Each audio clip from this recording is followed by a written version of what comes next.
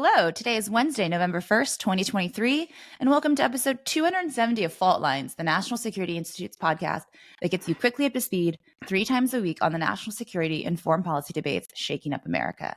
I'm NSI Deputy Executive Director Jessica Jones, and today I'm joined by my boss, Jamil Jaffer, which is NSI's Executive Director, and 2 of our most favorite senior fellows, Lester Munson, and Morgan Vina. You guys just smelled together, though one is much taller than the other. So what are we talking about today? Yesterday, U.S. President Joe Biden revealed plans to expel Uganda, Gabon, Niger, and the Central African Republic from a special U.S.-Africa trade program, the African Growth and Opportunity Act, better known as AGOA. This announcement comes right before South Africa is set to host the 20th AGOA Forum later this week on Thursday. For those of you that don't know, AGOA has been around since 2000 and was renewed in 2015 for 10 more years. So it's coming up for expiration in 2025. The program gives eligible sub-Saharan African countries duty-free access to the U.S. for more than 1,800 products. Niger and Gabon were kicked out because they're both currently under military rule following coups this year. And President Biden said, quote, "They have not established or are not making continual progress towards establishing the protection of political pluralism and the rule of law. CAR and Uganda are out for intentional violations of human rights." The threat to exclude Niger and Gabon is kind of the latest action against the 2 dictator-led countries. Last week, the U.S. State Department announced that it was suspending most foreign aid to Gabon. And just last month, the U.S. formally declared, finally, a coup in Niger.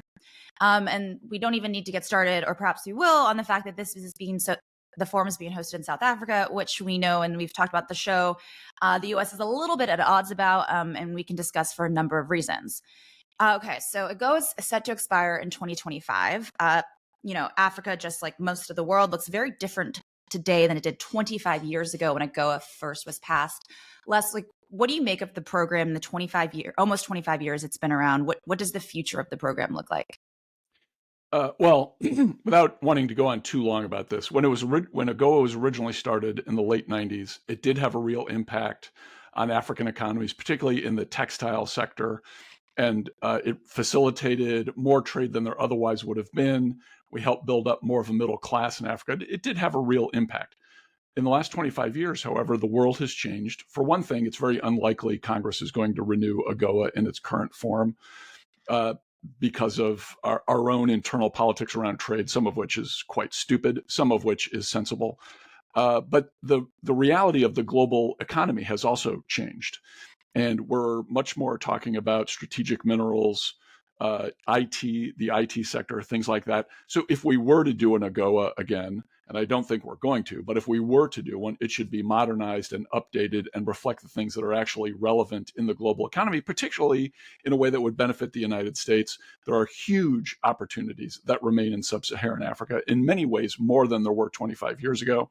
We should be doing a better job of exploiting those. And let me just say a quick thing about Biden administration policy on all of these things. All of these decisions in and of themselves are fine, and there's some sensibility to it. What we don't have is any kind of prioritization at the top of U.S. interests in Africa and no real leadership. We are doing everything and nothing all at once. There is no real effort to change any of the dynamics on the ground. Yes, China is eating our lunch. To some extent, that's inevitable because they're just going to sell stuff cheaper than we are. But we don't have a coherent strategy with respect to strategic minerals, with respect to things that are going to matter in 10, 20, 30 years in the world economy. We should have that. And shame on both the executive branch and the legislative branch for not taking real leadership here. So, Jamil, let's point out China's now overtaken the U.S. as Africa's top trading partner. I mean, do you make the same assessment of the Biden administration's policies, whether it's towards the continent as a whole, whether it's to individual, major players in the region? Like, what do you think? Yeah, I mean, look, they just don't care about Africa or aren't really focused on it. And I mean, the fundamental issue is they're looking to pivot to Asia, right? They're now freaking out because there's a war in Europe and a war in the Middle East. And they don't want to get involved, but they're being dragged in. And the reality is, though, that Africa is a key part of our China, or needs to be a key part of our China strategy, and they're not conceiving of it as such. The same thing with critical minerals. raises exactly the right point. We've got this really challenged relationship with Congo. There's massive corruption, and yet it is the home to the vast majority of cobalt we need to make EV batteries, which is a key priority for the administration. Now, they have this mythical theory about, oh, we'll pivot away from cobalt and we'll come up with some new battery technology. But the reality is that, we need to figure out how to work more effectively with Africa. I share Les's view that AGOA isn't the right tool. I'm hopeful that Les is wrong, that we're not just going to throw African trade over the transom and just forget about it. I think that would be a huge strategic mistake when it comes to the larger China conflict. I think the right approach is to reimagine this relationship with Africa, recognize that we can be very close allies, and also recognize, by the way, that AGOA has failed on its bringing democracy and removing corruption from Africa. That's been a failure. If we're going to make this work, we have to really do the right thing.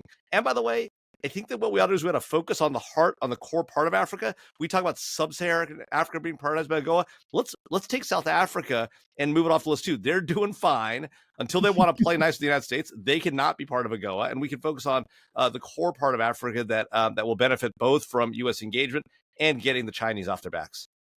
Yeah, Morgan, what do you think? I largely agree with what Les and Jamil have said thus far. AGOA was the appropriate tool for the time, keeping in mind that it was signed into law about almost 25 years ago at this point. And so I think we really need to take an updated approach with respect to how we view the African continent. AGOA has had marginal success, but as we've seen, particularly with a number of the countries that we've accepted into the program, it's been limited, particularly as these countries go through their ups and downs in terms of democratic governance. And so moving forward, this administration really needs to take a new approach and an updated approach with respect to the continent. And that is moving beyond a savior complex. We need to be treating these African countries as commercial partners. And we can do that through new tools, through the DFC, Development Finance Corporation. A completely new approach to the continent is warranted. And we just need to sort of move away from sort of these anachronistic tools, which may have been useful at one point, but have since sort of reached their limits in terms of success. Totally agree with Morgan on that. Les? Jones, I want to make one more point. I said shame on both executive and legislative branch. AGOA was a congressional initiative. Mm-hmm. It was a bipartisan initiative that came out of the House of Representatives, Republicans and Democrats on the Foreign Policy Committee and on the Trade Committee. They worked together. It was a terrific program. It was great in the moment. It was great for several years. Why aren't we seeing that again? We are way too inwardly focused. We are way too obsessed with partisan differences. There's a huge opportunity here for smart people in Congress to get together and do something that actually advances American interests and values at the same time, and will also make us all a lot more money. Yeah, I mean, if only that were true. If more time. Yeah. We were talking about how Congress needs to do more. Right. And it's not broken, right? Yeah. Exactly.